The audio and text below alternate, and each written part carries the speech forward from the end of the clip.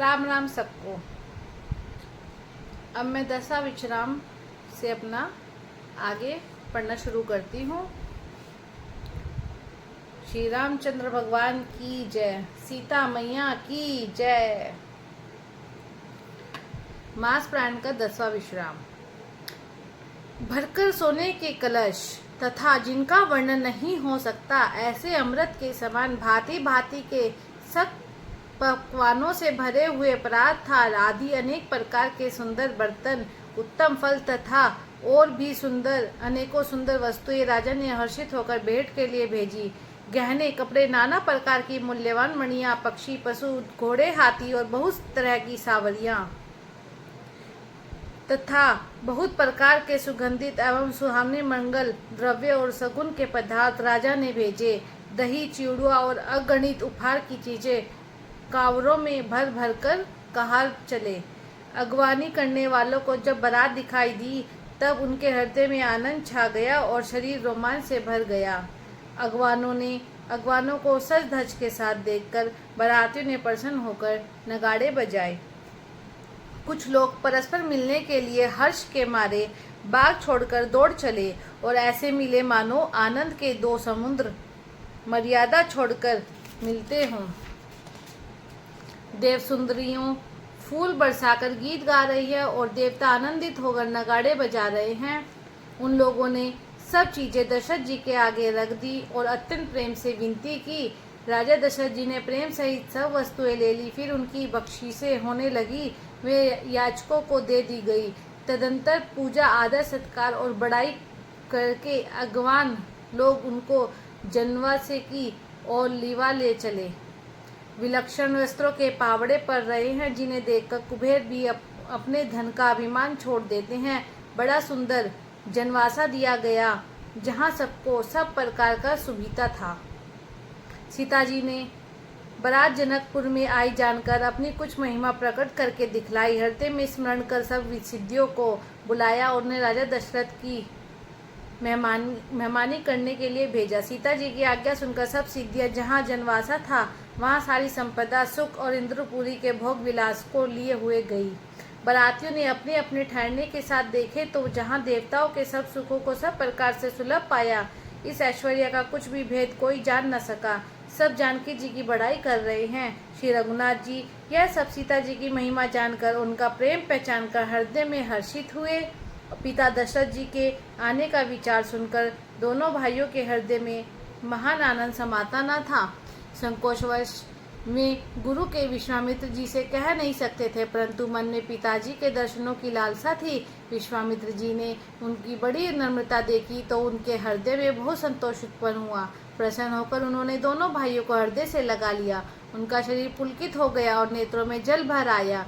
वे उस जनवासे को चले जहाँ दशरथ जी थे, मानव सरोवर प्यासे की ओर लक्ष्य करके चला हो।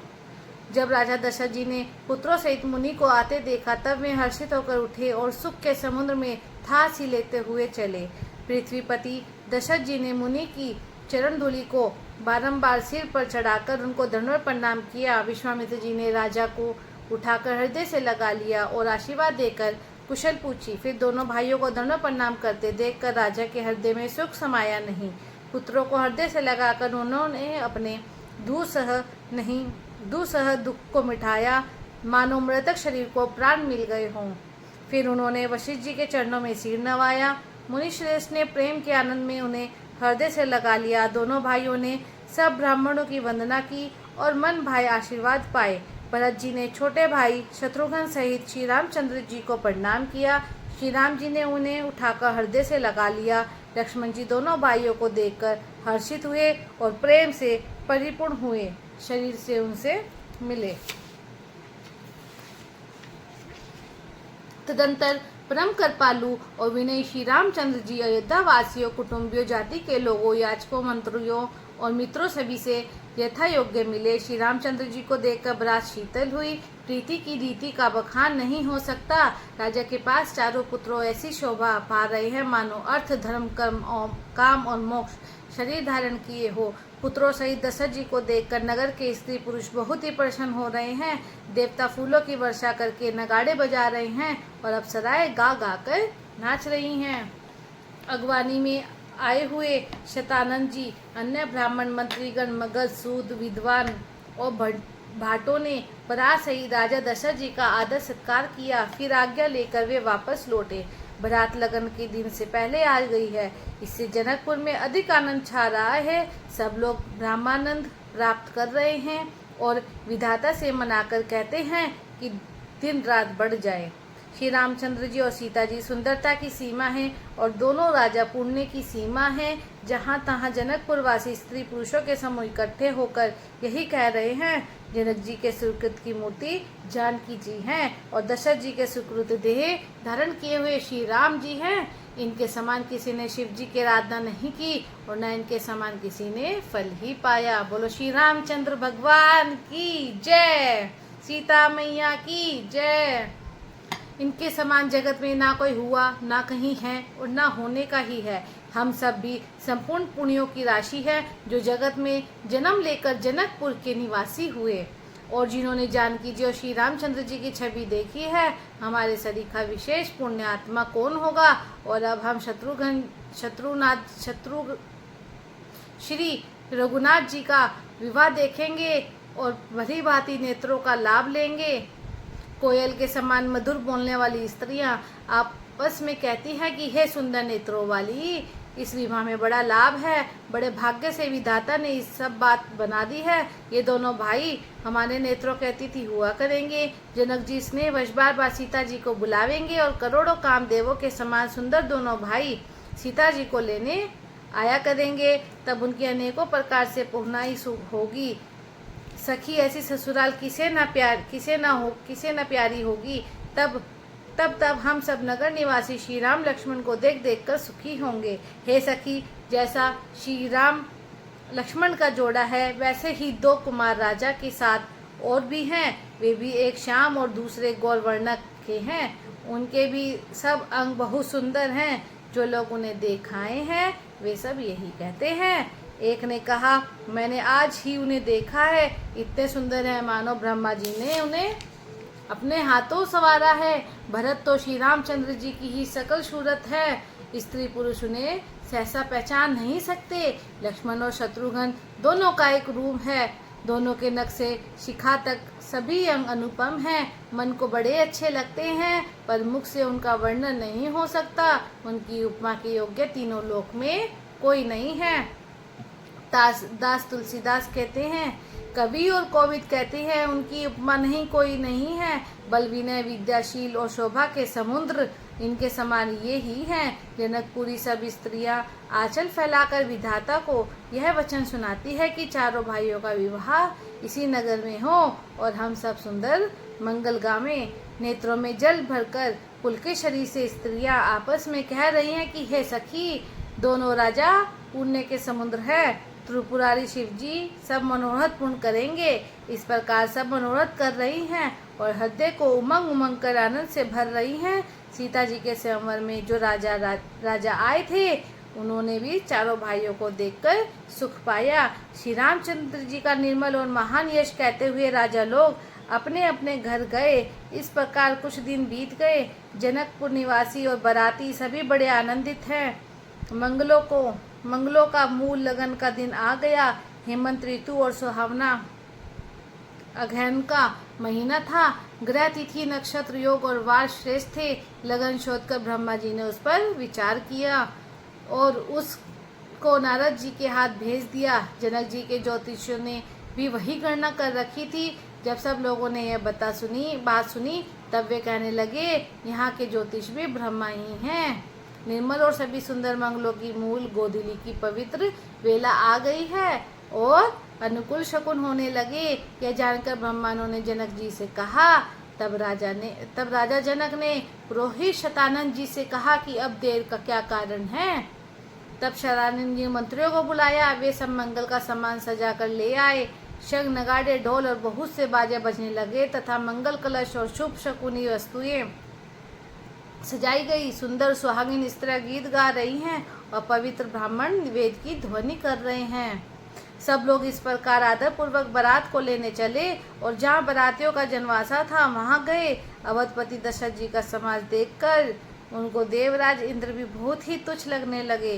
उन्होंने जाकर विनती की, समय हो गया है, अब पधारिए।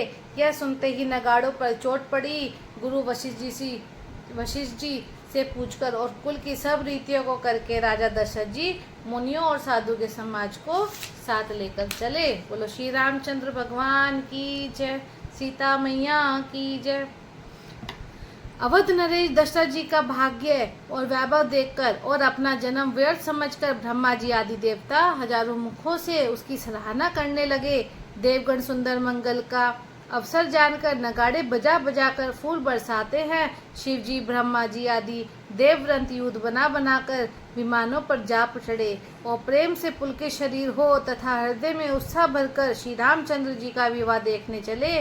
जनकपुर को देखकर देवता इतने अनुरक्त हो गए कि उन सबको अपने अपने लोग बहुत तुच्छ लगने लगे। विचित्र मंडपों को तथा नाना प्रकार की सब अलौकिक रचनाओं को वे चकित होकर देख रहे हैं। नगर के स्त्री पुरुष रूप के भंडार सुगढ़ और श्रेष्ठ धर्मात्मा सुशील और सुजान हैं। उन्हें देखकर सब देवता और देवनगाएं ऐसे प्रभावहीन हो गए हैं जैसे चंद्रमा के उजियाले में तारागण फीके पड़ जाते हैं। और ब्रह्मा जी को विशेष आश्चर्य हुआ क्योंकि वहाँ उन्होंने अपनी कोई करनी तो कहीं देखी ही नहीं।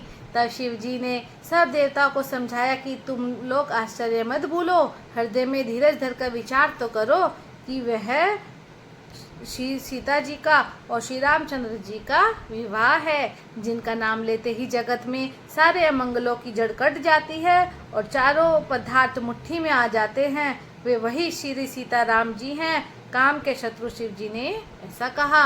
इस प्रकार शिव जी ने देवताओं को समझाया और फिर अपने श्रेष्ठ बैल नंदीश्वर को आगे बढ़ाया। देवताओं ने देखा कि दशरथ जी मन में बड़े ही प्रसन्न और शरीर से पुलकित हुए चले जा रहे हैं। उनके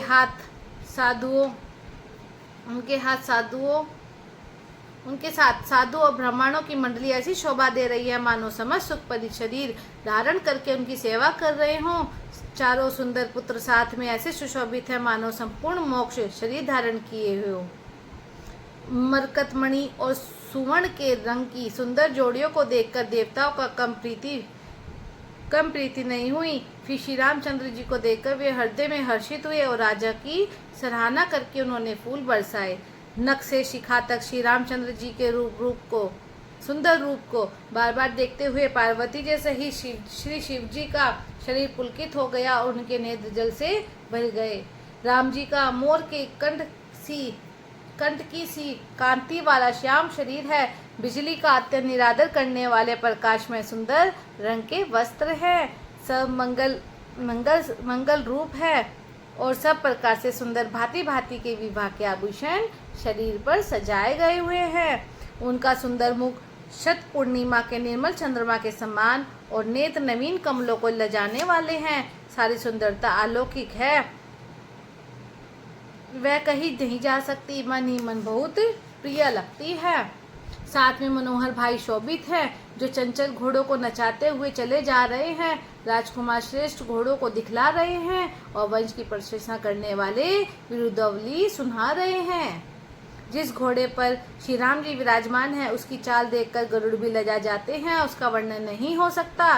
वह सब प्रकार से सुंदर है मानो कामदेव ने ही घोड़े का वेश धारण कर लिया हो। मानो श्री रामचंद्र जी के लिए कामदेव घोड़े का वेश बनाकर अत्यंत शोभित हो रहा है। वह अपनी अवस्था, बल, रूप, गुण और चाल से समस्त लोगों को मोहित कर रहा है।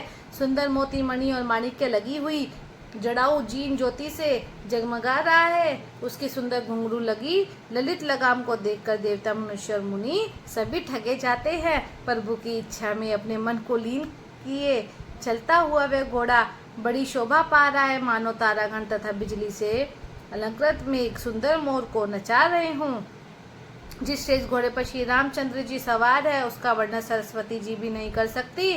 शंकर जी श्री रामचंद्र जी के रूप में ऐसे अनुरुक्त हुए कि उन्हें अपने 15 नेत्र इस समय बहुत ही प्यारे लगने लगे हैं। भगवान विष्णु ने जब प्रेम सहित श्री रामचंद्र जी को देखा तब में श्री लक्ष्मी जी के पति श्री लक्ष्मी जी सहित मोहित हो गए। श्री रामचंद्र जी की शोभा देखकर ब्रह्मा जी बड़े प्रसन्न हुए, पर अपने 8 ही नेत्र जानकर पछताने लगे।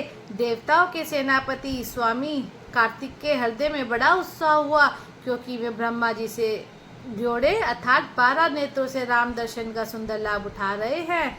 सुजान इंद्र श्री रामचंद्र जी को देख रहे हैं और गौतम जी के शाप को अपने लिए परम हितकर मान रहे हैं। सभी देवता देवराज्य इंद्र से ईर्ष्या कर रहे हैं कि आज इंद्र के समान भगवान दूसरा कोई नहीं है। श्री रामचंद्र जी को देखकर देवगण प्रसन्न हैं और दोनों राजाओं के समाज में विशेष हर्ष छा रहा है। दोनों ओर से राज समाज में अत्यंत हर्ष है और बड़े जोर से नगाड़े बज रहे हैं। देवता प्रसन्न होकर और रघुकुल मणि श्री राम की जय हो जय हो जय हो कहकर फूल बरसा रहे हैं। इस प्रकार बारात को आती हुई जानकर बहुत प्रकार के बाजे बजने लगे और रानी सुहागिन स्त्रियों को बुलाकर परछने लिए मंगल द्रव्य सजाने लगी। अपने प्रकार से आरती सजाकर और समस्त मंगल द्रव्यों को यथा योग्य सजाकर गज गामिनी उत्तम स्त्रियां आनंद पूर्वक परछन के लिए चली। सभी स्त्रियां चंद्रमुखी और सभी मृगलोचनी हैं और सभी अपने शरीर की शोभा से रति के गर्वों को छुड़ाने वाली हैं। रंग रंग की सुंदर साड़ियां पहनी हैं और शरीर पर सब आभूषण सजे हुए हैं।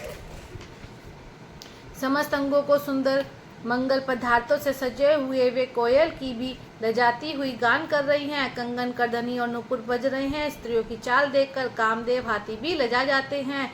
अनेक प्रकार के बाजे बज रहे हैं। आकाश और नगर दोनों स्थानों में सुंदर मंगलाचार हो रहे हैं। शची सरस्वती लक्ष्मी पार्वती और जो स्वभाव से ही पवित्र और श्यानी देव नगाड़ रहे हैं थी, वे सब कपट से सुंदर स्त्री का वेश बनाकर रनिवास में जा मिली और मनोहर वाणी से मंगलगान करने लगी। सब कोई हर्ष के विशेष वश थे, अतः किसी ने उन्हें पहचाना नहीं। कौन किसे जाने पहचाने। आनंद के वश हुई सब दुल्हे अपने हुए ब्रह्मा का परछन करने चली। मनोहर गान हो रहा है, मधुर मधुर नगाड़े बज रहे हैं, देवता फूल बरसा रहे हैं, बड़ी अच्छी शोभा है। आनंद कंद दूल्हे को देखकर सब स्त्री हृदय में हर्षित हुई। उनके कमल सरीखे नेत्रों में प्रेमाश्रुओं का जल उमड़ आया और सुंदर अंगों में उल्कावली छा गई। श्री रामचंद्र जी का वर वेश देखकर सीता जी की माता सुनैना जी के मन में जो सुख हुआ उसे हजारों सरस्वती और शेष जी 100 कल्पों में भी नहीं कह सकते। मंगल अवसर जानकर नेत्रों के जल को रोके हुए रानी प्रसन्न मन से परछन कर रही है। वेदों में कहे हुए तथा कुलाचार के अनुसार सभी व्यवहार रानी ने भली भांति किए। पच शब्द और मंगलगान हो रहे हैं। नाना प्रकार के वस्त्रों के पावड़े पड़ रहे हैं। उन्होंने आरती करके अर्घ्य दिया। तब श्री राम जी ने मंडप में गमन किया। दशरथ जी अपनी मंडली सहित विराजमान हुए। उनके वैभव को देखकर लोकपाल भी लजा गए। समय समय पर देवता फूल बरसाते और बूढ़े ब्राह्मण समय अनुकाल शांति पाठ करते हैं। आकाश और नगर में शोर मच रहा है, अपनी पराई कोई कुछ भी नहीं सुनता। इस प्रकार श्री रामचंद्र जी मंडप में आए और अर्घ्य देकर आसन पर बैठ गए। आसन पर बैठाकर आरती करके दूल्हे को देखकर स्त्रियां सुख पा रही हैं। वे ढेर के ढेर मणि वस्त्र और गहने निछावर करके मंगल गा रही हैं। ब्रह्मा आदि श्रेष्ठ देवता ब्राह्मण का वेश बनाकर कौतुक देख रहे हैं। वे रघुकुल रूपी कमल के प्रफुल्लित करने वाले सूर्य श्री रामचंद्र जी की छवि देखकर अपना जीवन सफल जान रहे हैं। नाई बारी भाट और नट श्री रामचंद्र जी के निछावर पाकर आनंदित हो रहे हैं और सिर नवाकर आशीष देते हैं। उनके हृदय में हर्ष समाता नहीं। वैदिक और लौकिक सब रीतियां करके जनक जी दशरथ जी बड़े प्रेम से मिले। दोनों महाराज मिलते हुए बड़े ही शोभित हुए। कवि उनके लिए उपमा खोज कर ले जा गए। जब कहीं भी उपमा नहीं मिली तब हृदय में हार मानकर उन्होंने मन में ही उपमा निश्चित की कि इनके समाज ये ही है।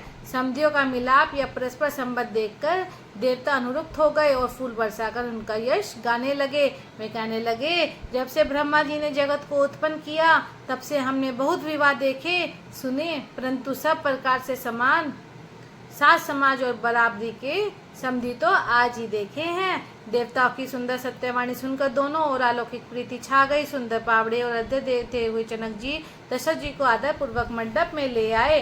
मंडप को देखकर उनकी विचित्र रचना और सुंदरता से मुनियों के मन भी हरे गए। सुजान जानकी जनक जी ने अपने हाथों से ला लाकर सबके लिए सिंहासन रखे। उन्होंने अपने कुल के इष्ट देवता के समान वशिष्ठ जी की पूजा की और विनय करते आशीर्वाद प्राप्त किया।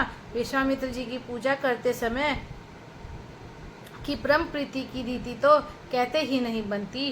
राजा ने वामदेव आदि ऋषियों की प्रसन्न मन से पूजा की, सभी को दिव्य आसन दिए और सबसे आशीर्वाद प्राप्त किया।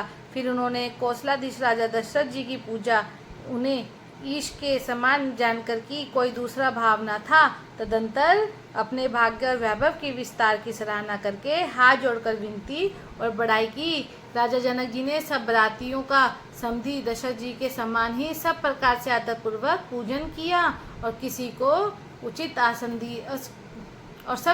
उचित आसन दिए। मैं एक मुख से उस उत्साह का क्या वर्णन करूं। राजा जनक ने दान मान सम्मान विनय और उत्तम वाणी से सारी बारात का सम्मान किया। ब्रह्मा विष्णु शिव दिक्पाल और सूर्य जो श्री रघुनाथ जी का प्रभाव जानते हैं, वे कपट से ब्राह्मणों का सुंदर वेश बनाए हुए बहुत ही सुख पाते हुए सब लीला देख रहे थे। जनक जी ने उनको देवताओं के समान जानकर उनका पूजन किया और बिना पहचाने भी उन्हें सुंदर आसन दिए। कौन किसको जाने पहचाने, सबको अपनी ही सुध भूली हुई है। आनंद कंदूले को देखकर दोनों ओर आनंद में स्थिति हो रही है। सुजान श्री रामचंद्र जी ने देवताओं को पहचान लिया और उनकी मानसिक पूजा करके उन्हें मानसिक आसन दिए। प्रभु का शील स्वभाव देखकर देवगण मन में बहुत आनंदित हुए। श्री रामचंद्र जी के मुख रूपी चंद्रमा की छवि को सभी के सुंदर नेत्र रूपी चकोर आदर पूर्वक पान कर रहे हैं और प्रेम और आनंद कम नहीं है। समय देखकर वशिष्ठ जी ने शतानंद जी को आदर पूर्वक बुलाया। वे सुनकर आदर के साथ आए। वशिष्ठ जी ने कहा, अब जाकर राजकुमारी को शीघ्र ले आइए। मुनि की आज्ञा पाकर वे प्रसन्न होकर चले। बुद्धिमती रानी पुरोहित की वाणी सुनकर सखियों समेत बड़ी प्रसन्न हुई। ब्राह्मणों की स्त्रियां और कुल की बूढ़ी स्त्रियों को बुलाकर उन्हें कुल रीति करके सुंदर मंगल गीत गाए। देवनगार जो सुंदर मनुष्य स्त्रियों के वेश में है, सभी स्वभाव से ही सुंदरी और श्यामा है। उनको देखकर रानीवास की स्त्रियां सुख पाती हैं और बिना पहचान के ही वे सबको प्राणों से प्यारी हो रही है। उन्हें पार्वती लक्ष्मी और सरस्वती जी के समान जानकर रानी बार बार उनका सम्मान करती है। सीता जी का श्रृंगार करके मंडली बनाकर प्रसन्न होकर उन्हें मंडप में लिवा चली। सुंदर मंगल का साज सजकर स्त्रियां और सखियां आदर सही सीता जी को लिवा चली। सभी सुंदरियां 16 श्रृंगार किए हुए मतवाले हाथियों की चाल से चलने वाली हैं। उनके मनोहर गान को सुनकर मुनि ध्यान छोड़ देते हैं और कामदेव की कोयले भी लजा जाती हैं। पाजे पैंजनी सुंदर कंकण ताल की गति पर बड़े सुंदर बज रहे हैं। सहजी सुंदरी सीता जी स्त्रियों के समूह में इस प्रकार शोभा पा रही हैं, मानो छवि रूपी ललनाओं के समूह के भी साक्षात परम मनोहर शोभा रूपी स्त्री सुशोभित हो। सीता जी की सुंदरता का वर्णन नहीं हो सकता, क्योंकि बुद्धि बहुत छोटी है और मनोहरता बहुत बड़ी है। रूप की राशि और सब प्रकार से पवित्र सीता जी को बारातियों ने आते देखा। सभी ने उन्हें मन ही मन प्रणाम किया। श्री रामचंद्र जी को देखकर तो सभी पूर्ण काम हो गए। राजा दशरथ जी पुत्रों सहित हर्षित हुए। उनके हृदय में जितना आनंद था वह कहा नहीं जा सकता।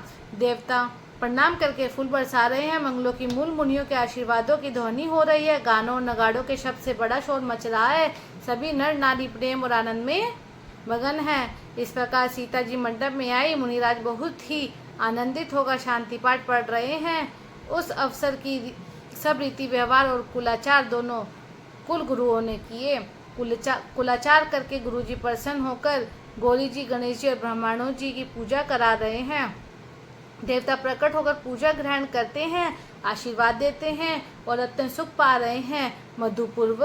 मधुपर्क आदि जिस किसी भी मांगलिक पदार्थ की मुनि जिस समय भी मन में चाह मात्र करते हैं, सेवकगण उसी समय सोने की प्रातों में और कलशों में भरकर उन पदार्थों को लिए तैयार रहते हैं। स्वयं सूर्यदेव प्रेम सहित अपने कुल की सब रीतियां बता रहे हैं और वे सब आदर पूर्वक की जा रही हैं। इस प्रकार देवताओं की पूजा करा के मुनियों ने सीता जी को सुंदर सिंहासन दिया।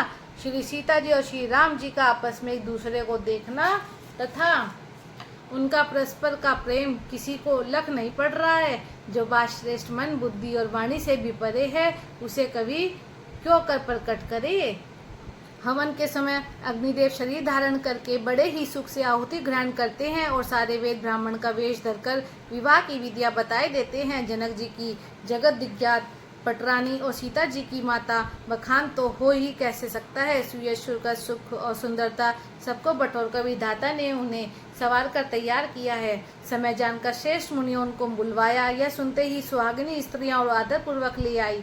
सुनिए ना जी, जनक जी की बाई और ऐसी सोच रही हैं मानो हिमाचल के साथ मैना जी शोभित हो। पवित्र सुगंधित और मंगल जल से भरे सोने के कलश और मणियों की सुंदर परातें राजा और रानी ने आनंदित होकर अपने हाथों से लाकर श्री रामचंद्र जी के आगे रखी।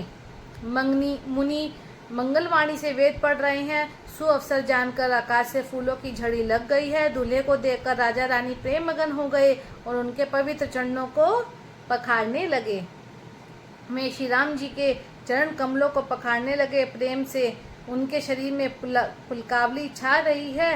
आकाश और नगर में होने वाली गान, नगाड़े और जय जयकार की ध्वनि मानो चारों दिशाओं में उमड़ चली। जो चरण कमल कामदेव के शत्रु श्री शिव जी के हृदय रूपी सरोवर में सदा ही विराजते हैं, जिनका एक बार भी स्मरण करने से मन में निर्मलता आ जाती है और कलयुग के सारे पाप भाग जाते हैं। जिनका स्पर्श पाकर गौतम मुनि की स्त्री अहल्या ने जो पापमयी थी परम गति पाई। जिन चरणा कमलों का मकरंद रस शिव जी के मस्तक पर विराजमान है, जिसको देवता पवित्रता की सीमा बताते हैं। मुनि और योगीजन अपने मन को भोरा बनाकर जिन चरण कमलों का सेवन करके मनोवांछित गति प्राप्त करते हैं, उन्हीं चरणों को भाग्य के पात्र जनक जी धो रहे हैं। ये देखकर सब जय जयकार कर रहे हैं। दोनों कुलों के गुरुवर और कन्या की हथेलियों को मिलाकर शाखोचर करने लगे। पानी ग्रहण हुआ देखकर ब्रह्मादि देवता मनुष्य और मुनि आनंद में भर गए। सुख के मूल दुल्हे को देखकर राजा रानी का शरीर पुलकित हो गया और हृदय में आनंद से उमंग उठा। राजाओं के अलंकार स्वरूप महाराज जनक जी ने लोक और वेद की रीति को करके कन्यादान किया। जैसे हिमवान ने शिव जी को पार्वती जी और सागर ने भगवान विष्णु को लक्ष्मी जी दी थी, वैसे ही जनक जी ने श्री रामचंद्र जी को सीता जी समर्पित की, जिससे विश्व में सुंदर नवीन कीर्ति छा गई। विदेह कैसे विनती करे, उस सावली मूर्ति ने तो उन्हें सचमुच विदेह ही कर दिया। विधि पूर्वक हवन करके गठजोड़ी की गई और भावरे होने लगे। जय ध्वनि, वदी ध्वनि, वेद ध्वनि, मंगल लगान और नगाड़ों की ध्वनि सुनकर चतुर देवगण हर्षित हो रहे हैं और कल्प वृक्षों के फूलों का बरसा रहे हैं। वर और कन्या सुंदर भावरे दे रहे हैं। सब लोग आदर पूर्वक नेत्रों का परम लाभ ले रहे हैं। मनोहर जोड़ी का वर्णन नहीं हो सकता।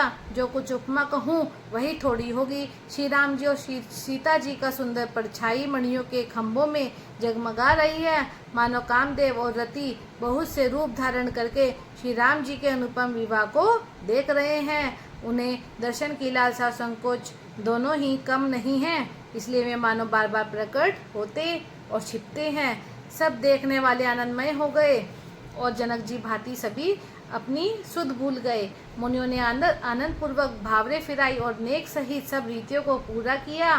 श्री रामचंद्र जी सीता जी के सिर में सिंदूर दे रहे हैं। यह शोभा किसी प्रकार भी कही नहीं जाती। मानो कमल को लाल पराग से अच्छी तरह भरकर अमृत के लोभ से साफ चंद्रमा को भूषित कर रहा है। फिर वशिष्ठ जी ने आज्ञा दी। तब दूल्हे और दुल्हन एक आसन पर बैठे। श्री राम जी और जनक जी श्रेष्ठ आसन पर बैठे। उन्हें देखकर दशरथ जी मन में बहुत आनंदित हुए। अपने सुकृत रूपी कल्प वृक्ष में नए फल देखकर उनका शरीर बार बार पुलकित हो रहा है। 14 भुवनों में उत्साह भर गया। सबने कहा कि श्री रामचंद्र जी का विवाह हो गया। जीव एक है, यह मंगल महान है। फिर भला यह वर्णन कैसे वर्णन करके किस प्रकार समाप्त किया जा सकता है।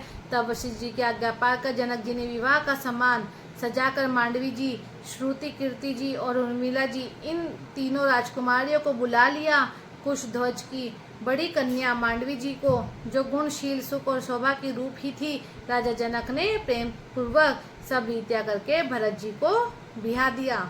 जनक जी की छोटी बहन उर्मिला जी को सब सुंदरियों में शिरोमणि जानकर उस कन्या को सब प्रकार से सम्मान करके लक्ष्मण जी को बिहा दिया, और जिनका नाम श्रुत कीर्ति है, और जो सुंदर नेत्रों वाली, सुंदर मुख वाली, सब गुणों की खान और रूप तथा शील में उजागर है, उनको राजा ने शत्रुघ्न को बिहा दिया।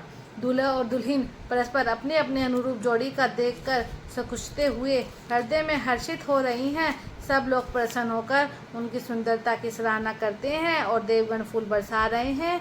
सब सुंदर दुल्हन सुंदर दूल्हे के साथ एक ही मंडप में ऐसी शोभा पा रही हैं मानो जीव के हृदय में चारों अवस्थाएं अपने चारों स्वामियों सहित विराजमान हो। सब पुत्रों को बहुओं सहित देखकर अवध नरेश दशरथ जी ऐसे आनंदित हैं मानो वे राजाओं की शिरोमणि क्रियाओं सहित चारों फल पा गए हों। श्री रामचंद्र जी के विवाह की ऐसी विधि वर्णन की गई, उसी रीति से सब राजकुमार विवाहे गए। दहेज की अधिकता कुछ कही नहीं जाती। सारा मंडप सोने और मणियों से भर गया। बहुत से कंबल, वस्त्र और भांति भांति के विचित्र रेशमी कपड़े जो थोड़ी कीमत के न थे, तथा हाथी, रथ, घोड़े, 10 दासियां और गहनों से सजी हुई कामधेनु, सरीख गायें, अनेकों वस्तुएं जिनकी गिनती कैसे की जाए, उनका वर्णन नहीं किया जा सकता। जिन्होंने देखा है वही जानते हैं। उन्हें देखकर लोकपाल भी सिहा गए। अवध राजा दशरथ जी ने सुख मानकर प्रसन्न चित्त से सब कुछ ग्रहण किया। उन्होंने वह दहेज का सामान याचकों को जो जिसे अच्छा लगे दे दिया। जो बच रहा वह जनवास में चला आया। तब जनक जी हाथ जोड़कर सारी बारात का सम्मान करते हुए कोमल वाणी से बोले। आदर, दान, विनय और बड़ाई के द्वारा सारी बारात का सम्मान कर राजा जनक ने महान आनंद के साथ प्रेम पूर्वक लड़ाकर मुनियों के समूह की पूजा एवं वंदना की। सिर नवाकर देवताओं को मनाकर राजा हाथ जोड़कर सबसे कहने लगे कि देवता और साधु तो भाव ही चाहते हैं, क्या एक अनली जल देने से कहीं समुद्र नष्ट हो सकता है। फिर जनक जी भाई सहित हाथ जोड़कर कौशलाधीश दशरथ जी से स्नेहशील और सुंदर प्रेम में सानकर मनोहर वचन बोले। हे राजन, आपके साथ संबंध हो जाने से अब हम सब प्रकार से बड़े हो गए। इस राजपाट सहित हम दोनों को आप बिना दाम के लिए हुए सेवक ही समझिएगा। इन लड़कियों को टहलनी मानकर नहीं दया करके पालन कीजिएगा। मैंने बड़ी ठिठाई की कि आपको यहाँ बुला भेजा, अपराध क्षमा कीजिएगा। फिर सूर्य कुल के भूषण दशरथ जी समधी जनक जी को संपूर्ण सम्मान निधि कर दिया। उनकी परस्पर की विनय कही नहीं जाती। दोनों के हृदय प्रेम से परिपूर्ण हैं। देवतागण फूल बरसा रहे हैं और राजा जनवासे को चले। नगाड़े की ध्वनि, जय ध्वनि और देव की ध्वनि हो रही है। आकाश और नगर दोनों में खूब कौतूहल है और मुनीश्वर की आज्ञा पाकर सुंदरी सखियां मंगलगान करती हुई दुल्हनों सहित दूल्हे को लिवाकर कोहबर चली। सीता जी बार बार राम जी को देखती है सकुचाती, पर उनका मन नहीं सकुचाता। प्रेम के प्यासे उनके नेत्र सुंदर मछलियों की छवि को हर रहे हैं। बोलो श्री रामचंद्र भगवान की जय, सीता मैया की जय। यहीं पे हमारा 10वां विश्राम पूर्ण होता है। धन्यवाद। बोलो जय श्री राम।